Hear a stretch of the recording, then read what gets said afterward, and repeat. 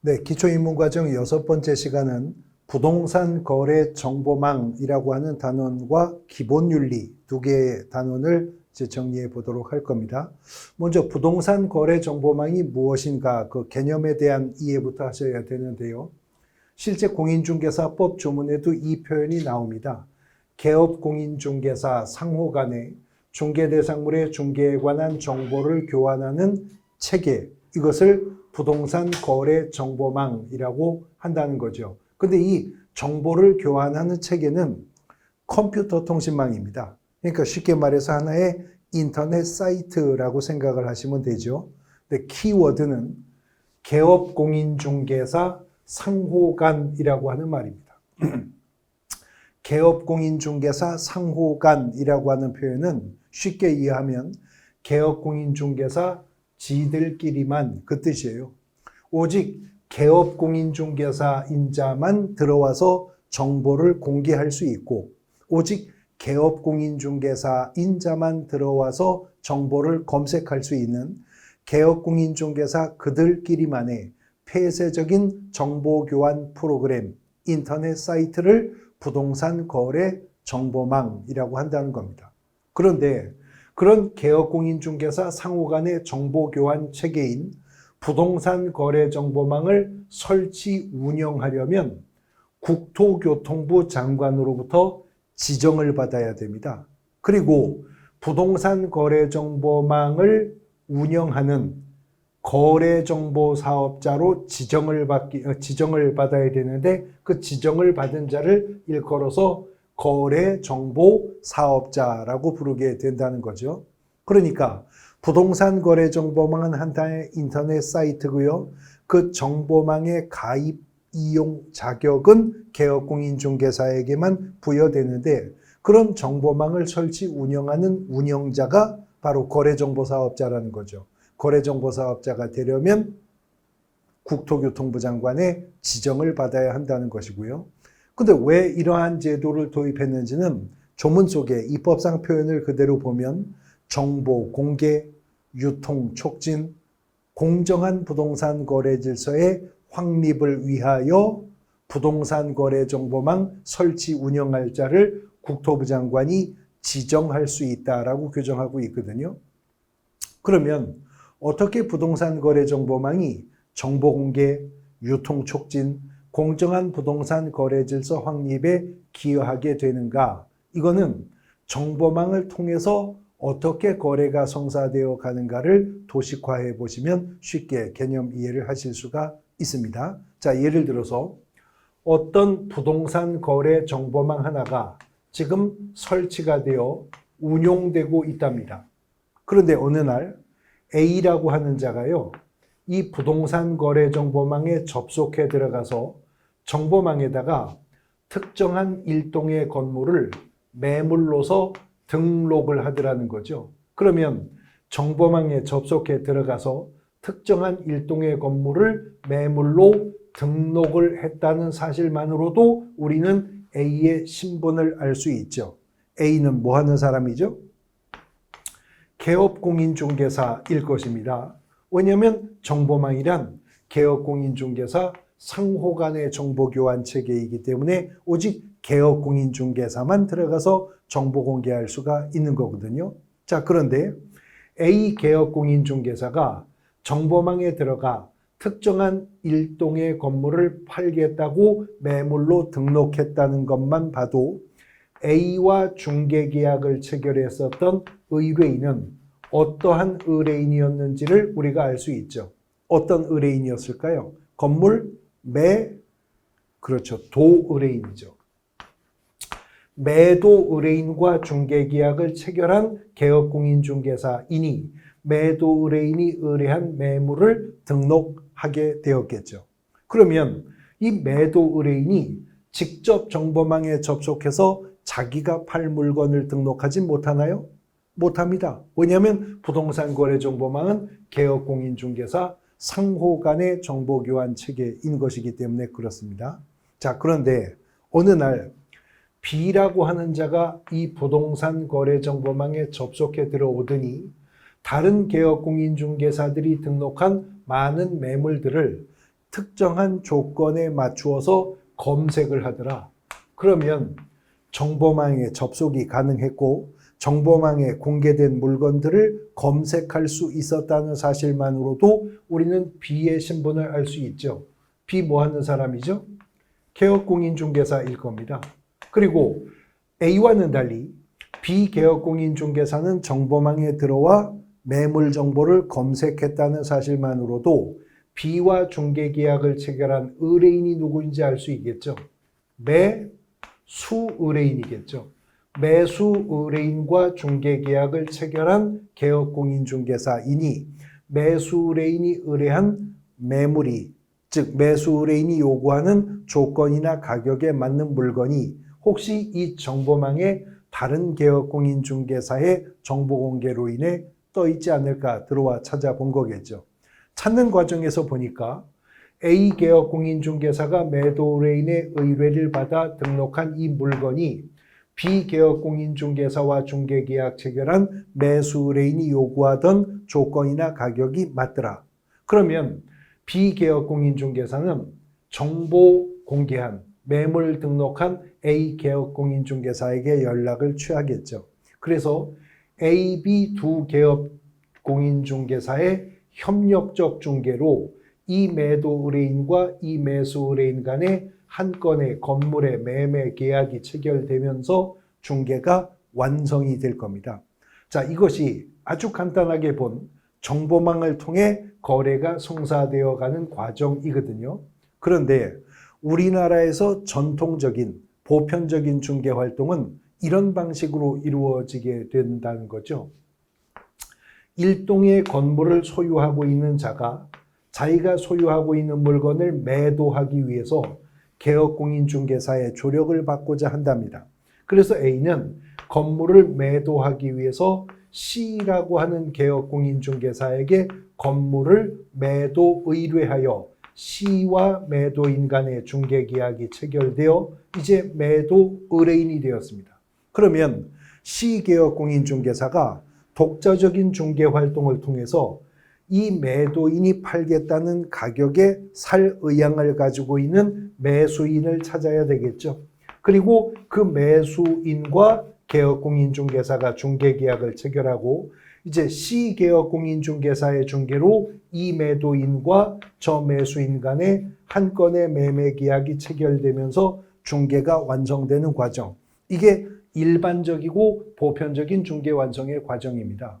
그런데 지금 이 도식을 보면 하나의 중개 대상물에 대해서 한 건의 거래가 성사될 때까지 C 개업공인중개사가 혼자서 이 중개를 완성했죠. 그래서 우리가 이러한 중개 방법을 표현 그대로 단독 중개라고 하는 겁니다. 그런데 정보망을 통해서 거래가 성사되어 가는 과정을 보면 하나의 물건에 대해서 한 건의 거래가 성사될 때까지 A 개업공인중개사, B 개업공인중개사, 두 개업공인중개사의 협력적 중개로 인해 거래가 성사되었죠.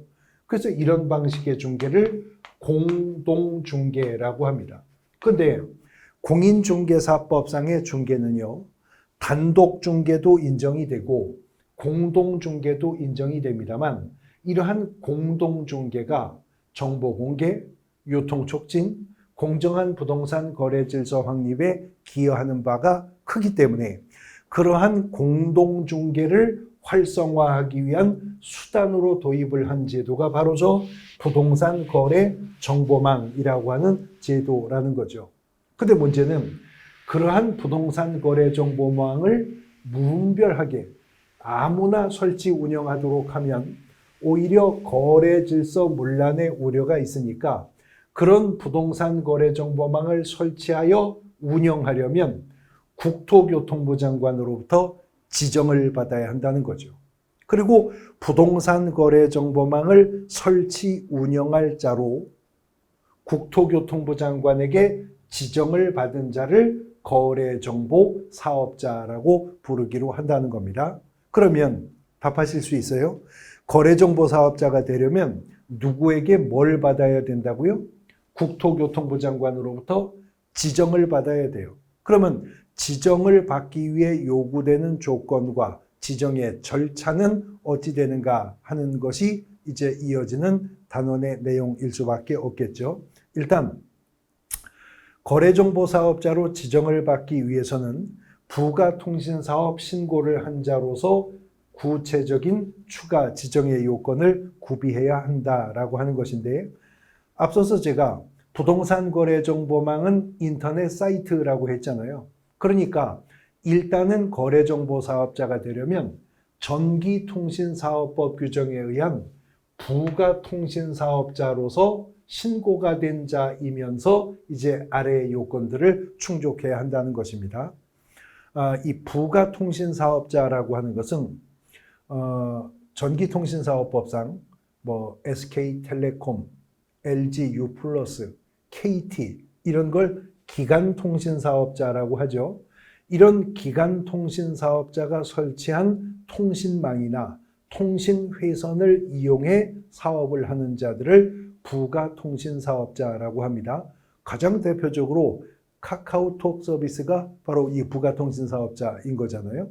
그런데 일단은 부가통신사업자이어야 하고 추가되는 4가지 조건을 갖추었을 때 거래정보사업자로 지정을 받을 수가 있는데, 부가통신사업자이어야 한다는 것까지 포함하면 지정의 요건은 5가지가 되죠.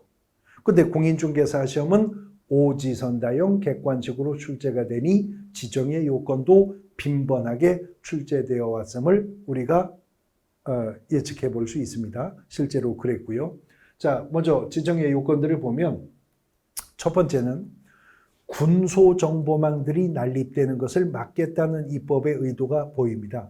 어느 정도의 규모로 구축될 수 있도록 하기 위한 요구인데, 전국적으로 가입 이용 신청을 한 개업공인중개사의 수가 500명 이상은 되어야 한답니다. 그런데 어느 한 지역에 확 몰려서 500명 이상이면 되는 게 아니고, 그 가입 이용 신청한 500명 이상의 개업공인중개사들은 2개 이상의 시도에서 각각 30명 이상씩은 적어도 분포된 가운데 500명 이상의 개업공인중개사를 모았어야 한다는 겁니다. 그리고 두 번째는 부동산 거래정보망은 컴퓨터 운영체계라고 했잖아요. 그러면 내부 전문 인력으로서 컴퓨터 전문가가 있어야 되겠죠. 그래서 정보 처리 기사 1명 이상을 확보할 것을 지정의 요건으로 정한 거예요. 그런데 정보교환 체계 자체는 컴퓨터 운영 체계이긴 한데, 그 컨텐츠는 부동산에 대한 정보가 공개되고 검색되는 부동산 정보 교류 교환 체계잖아요. 그러니까 부동산 전문가가 있어야 되겠다. 대한민국에서 부동산 전문가 누굽니까? 공인중개사죠. 그래서 공인중개사도 1명 이상을 확보할 것을 요구합니다. 자, 전문 인력은 정보처리기사 1명 이상, 공인중개사 1명 이상을 확보해야 한다는 겁니다. 그리고 마지막 지정의 요건은 이미 언급된 요건에서 필요해 당연히 귀결될 수밖에 없는 것인데, 적어도 500명 이상의 개업공인중개사에게 가입 이용 신청을 받았어야 한다면 최소한 500명 이상의 개업공인중개사가 동시에 주 전산망에 접속해 들어와도 서버가 다운되는 일이 있으면 안 되겠죠. 그러니까 가입 이용 신청한 개업공인중개사가 이용하는데 지장이 없을 정도의 국토교통부 장관이 정한 일정한 용량과 성능을 갖춘 컴퓨터 설비를 확보를 해야 된다는 거죠. 이제 이러한 5가지 지정의 요건을 모두 확보를 한 자가 지정의 요건을 확보한 상태에서 지정 신청서와 구비서류를 가지고 국토교통부 장관에게 지정을 신청하는데, 구비서류는 기본 이론 과정에서 자세히 펼쳐볼 것입니다만, 지정 신청할 때 제출하는 구비서류는 지정을 신청하는 자가 국토교통부 장관에게 나 이 지정의 요건을 모두 확보했습니다라는 걸 입증하는 서류라고 생각하시면 지정의 요건만으로 구비서류도 추출할 수 있습니다. 첫 번째, 부가통신사업자 신고 확인 서류가 들어가야 되겠죠. 그 다음에 두 번째는 500명 이상의 개업공인중개사를 모았는데 이들이 둘 이상의 시도에서 30명 이상씩 분포되어 있다는 걸 입증하려면 그 가입 이용 신청한 개업공인중개사들의 가입 이용 신청서 제출하면 되겠죠. 그런데 정말로 500명 이상의 개업공인중개사들만으로 모았느냐, 이걸 입증하기 위해서 그 500장 이상의 가입 이용 신청서에는 가입 이용 신청한 개업공인중개사들의 등록증 사본이 첨부되어야 한다는 겁니다. 그러니까 중개사무소 개설등록증 사본이 몇 부 필요하다는 거예요? 500부 이상은 있어야 된다는 것이겠네요. 그 다음 정보처리기사 1명 이상을 확보할 것, 어떻게 입증해요?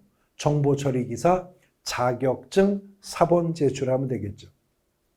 공인중개사 1명 이상을 확보할 것, 어떻게 입증하죠? 공인중개사 자격증 사본 제출하면 되죠. 그리고 일정한 용량과 성능을 갖춘 컴퓨터 설비 확보 증명 서류가 제출되면 됩니다. 이것들이 구비서류입니다. 자, 그런데 다른 단원과 비교해 볼 때 개업공인중개사가 되려면 중개사무소 개설 등록 신청해야 되잖아요. 근데 등록 신청할 때는 등록 신청서와 구비서류와 수수료를 내야 됩니다. 행정수수료 내야 된다고요. 개업공인중개사가 등록관청 관할구역 외로 중개사무소 이전을 하였다.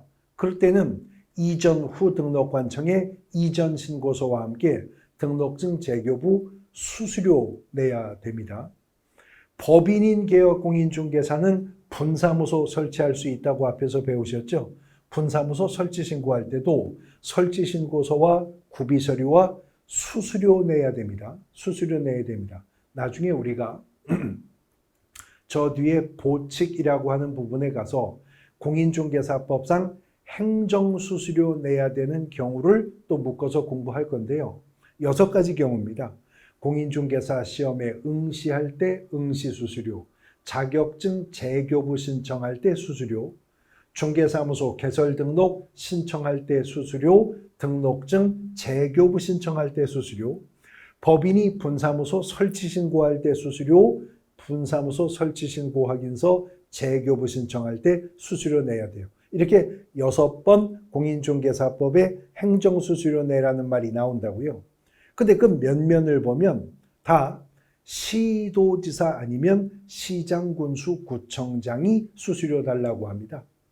근데 오늘 거래정보사업자 지정신청은 시도지사나 시장군수구청장, 지방자치단체장에게 신청하는 게 아니라 아까 누구한테 한다고 그랬죠? 국토교통부 장관에게 한다고 했었죠. 그래서 이 거래정보사업자 지정신청 절차에는 행정수수료는 없고 지정신청서에 지정의 요건을 모두 갖추었음을 입증하는 서류만 첨부해서 국토부 장관에게 지정신청을 하게 된다는 거죠. 그러면 국토교통부 장관은 지정신청을 받았을 때에는 30일입니다. 30일 이내에 거래정보사업자 지정의 요건이 적합한지 여부를 확인해야 되고 지정의 요건이 적합하다면 30일 이내에 지정 처분하여 지정서를 교부하게 된다는 거죠.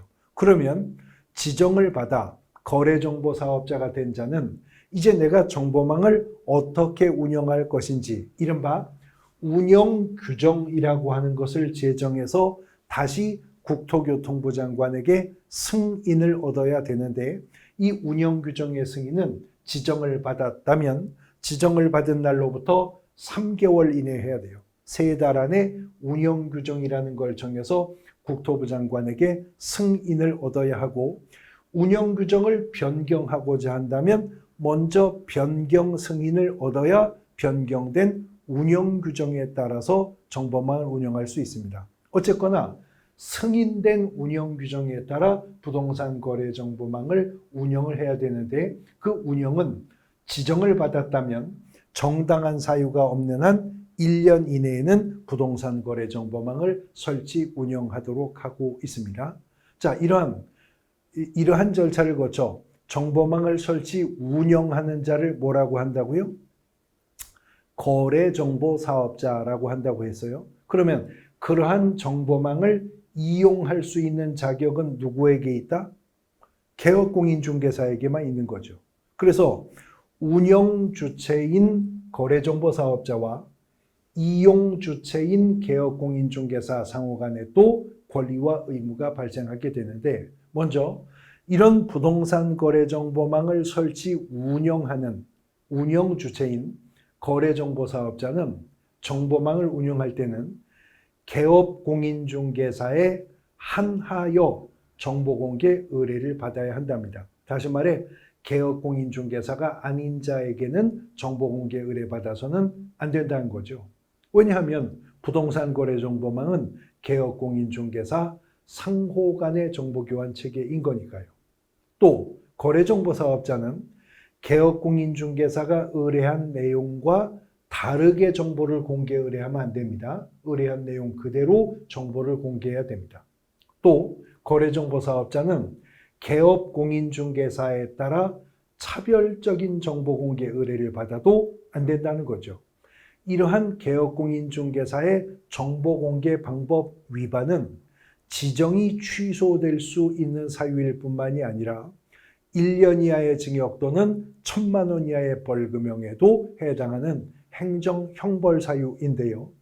우리 공인중개사법상 행정형벌은 둘 중에 하나입니다. 3년 이하의 징역 또는 3,000만 원 이하의 벌금이 아니면 1년 이하의 징역 또는 1,000만 원 이하의 벌금, 3년 3천 아니면 1년 1천 둘 중에 하나인데, 공인중개사법상 3년 이하의 징역 또는 3,000만 원 이하의 벌금형에 해당하는 사유 중 거래정보사업자를 대상으로 만든 위반 사유 없습니다. 1년 이하의 징역 또는 1,000만 원 이하의 벌금형에 해당하는 위반 사유 중에 거래정보사업자를 대상으로 한 것이 딱 하나가 방금 언급한 부분입니다. 정보공개 방법을 위반하면 1년 이하의 징역 또는 1,000만 원 이하의 벌금형의 대상이 된다는 겁니다. 부동산 거래정보망은 개업공인중개사 상호 간의 정보교환 체계이기 때문에 개업공인중개사라야 정보망을 가입하고 이용할 수 있습니다. 그런데 개업공인중개사라면 종별이 무엇이었는가를 불문하고 개업공인중개사는 다 부동산 거래정보망을 이용할 수가 있는 거예요. 근데 이미 배우셨는데, 만일 정보망에 가입한 개업공인중개사가 부칙상의 개업공인중개사라면 이 부칙상의 개업공인중개사는 정보망을 이용하여 얻게 되는 혜택이 있다는 거 배우신 게 있죠. 그렇죠. 원래 부칙상의 개업공인중개사는 중개사무소가 소재한 지역을 관할하는 시도 안에 있는 물건만 중개할 수 있었죠. 그러나 부칙상의 개업공인중개사가 부동산 거래 정보망에 가입하고 정보망을 통해서 검색할 수 있는 물건이었다면 그 물건만큼은 사무소 소재지 시도 외에 있는 물건이라 하더라도 개업공인중개사가 중개가 가능해진다는 겁니다. 그런데 이 말이 부칙상의 개업공인중개사가 부동산 거래 정보만 가입하면 업무 지역은 전국이 된다라고 표현되면 틀린 지문입니다. 단지 정보망에 가입했다는 사실만으로 부칙상의 개업공인중개사의 업무 지역이 전국이 된다는 말은 아니고, 그래도 부칙상의 개업공인중개사는 사무소 소재지 시도 안에 있는 물건만 중개할 수 있는 게 원칙이지만, 혹 정보망을 통해 검색 가능한 물건이었다면 건건별로 그 물건만큼은 사무소 소재지 시도를 넘어서 있는 물건이라 하더라도 중개가 가능해진다라고 하는 의미로 이해를 하시면 되겠습니다. 자, 부동산 거래 정보망 관련된 기초이론들 정리를 해 보셨고요. 이제 본격적인 개업공인중개사의 의무와 책임에 관한 부분들을 살펴볼 건데, 우리가 앞서서 살펴본 바와 같이 개인은 공인중개사 자격증 있어야만 등록할 수 있죠. 그리고 개인이 공인중개사 자격을 취득했어도 등록을 했어야만 개업공인중개사로 적법하게 중개업을 영위할 수 있어요. 그런데 자격을 취득하고 개설 등록하여 개업공인중개사가 되었다 하더라도 중개업을 영위하기 위해서는 아주 많은 의무와 책임을 부담해야 됩니다.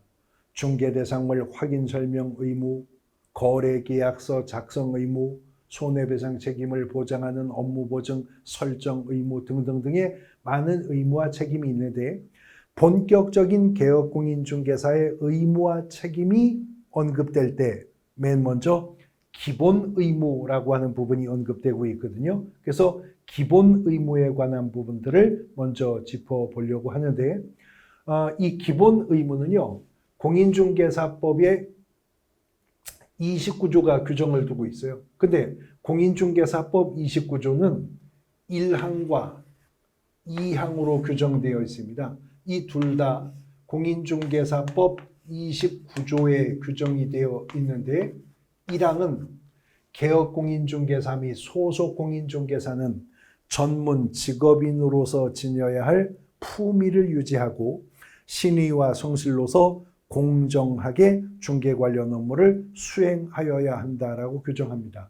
나누어 보면 품위를 유지할 의무, 그리고 두 번째 신의와 성실로서 공정중개 수행할 의무이죠. 두 가지 의무입니다. 29조가 1항에서 규정한 의무가. 근데 문장의 주어가 어떻게 출발합니까? 개업공인중개사 및 소속공인중개사는 이렇게 출발하고 있네요. 29조가. 근데 우리가 이미 앞서서 16조에서 이렇게 출발하는 개별적 의무를 하나 보신 게 있었죠? 뭐였죠? 뭐였을까요? 인장등록 의무였습니다. 공인중개사법 16조 인장등록 의무가 개업공인중개사 및 소속공인중개사는 업무를 개시하기 전 중개행위에 사용할 인장을 등록하여야 한다 하는 의무였었죠. 거기서 한번 개업공인중개사 및 소속공인중개사라는 말이 나왔고, 이제 다시 29조에 와서 개업공인중개사 및 소속공인중개사라고 언급됩니다. 그러니까 전문 직업인으로서 지녀야 할 품위유지 의무와 신의와 성실로서 공정중개 수행할 의무는 개업공인중개사뿐만 아니라 고용인 중에 공인중개사 자격이 있어 업무를 수행할 수 있는 고용인인 소속공인중개사까지는 이 의무를 준수하여야 할 것이다 하는 겁니다. 그런데 품위를 유지할 의무는 비단 공인중개사법뿐만 아니라 전문 직업사를 표방하는 법들은 다 있는 내용입니다. 근데 여기에 품위를 유지하고 어떻게 하래요? 신의와 성실로서 공정하게 중개 관련 업무를 수행하여야 한다고 하죠. 근데 신의 성실이라고 하는 말은 민법에서도 들어보시잖아요. 민법이 무려 1118개나 되는 방대한 조문을 가지고 있습니다만, 그 1000개가 넘는 민법 조문 중에 맨 앞에 1조가 뭐죠? 민법 1조가 법원이죠. 민사에 관하여 법률에 규정이 없으면 관습에, 관습에 없으면 조리에 따른다라고 하는 말. 그리고 바로 이어지는 민법 2조 1항이 뭐죠? 권리의 행사와 의무의 이행은 신의에 쫓아 성실히 행하여야 한다. 이것은 바로 이어지는 민법 2조 2항에 권리는 남용하지 못한다라고 하는 권리남용 금지의 원칙과 함께 민법의 대원칙일 뿐만이 아니라 모든 성문법의 대원칙이기도 한 겁니다. 그래서 아주 오래되었지만 9회 공인중개사 시험에서는요, 그 당시 부동산중개업법상의 5가지 의무를 나열하면서 다음 중 개업공인중개사가 준수할 가장 기본이 되는 최고의 준수 규범이 무엇이냐 하는 문제 속에서 신의성실로 공정중개 수행할 의무를 답으로 하는 문제가 출제가 된 적도 있어요. 그런데 민법과는 달리 우리 공인중개사법은 한마디를 또 덧붙였습니다. 신의와 성실로 어떻게 중개하라고? 공정하게 중개 관련 업무를 수행하라고 합니다.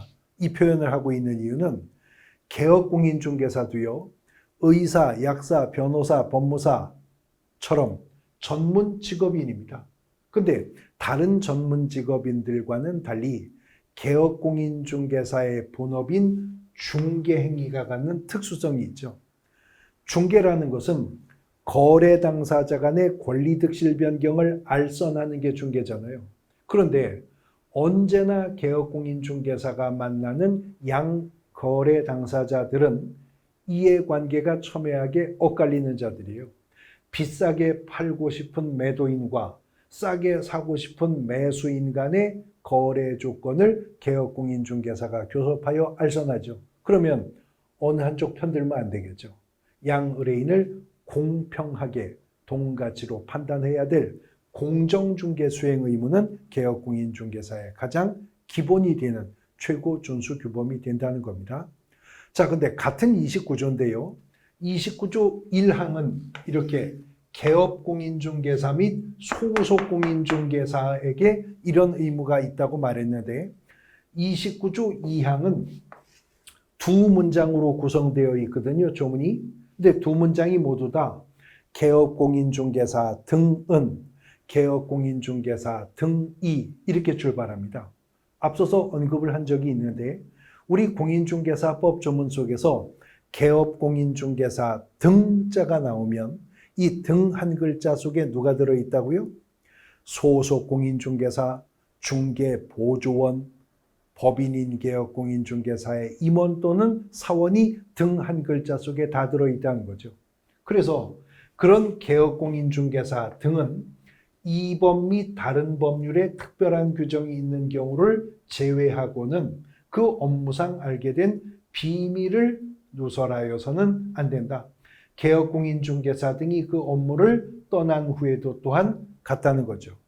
그러니까 비밀 준수 의무 29조 2항에 규정되어 있는데 몇 가지 중요한 특징이 발견되네요. 먼저 비밀을 준수할 의무는 개업공인중개사 등이랍니다.